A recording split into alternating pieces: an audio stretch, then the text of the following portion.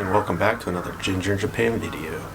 I know this isn't my typical videos, but in this episode, or in this video, I'll show you how I did a DIY rustic flag.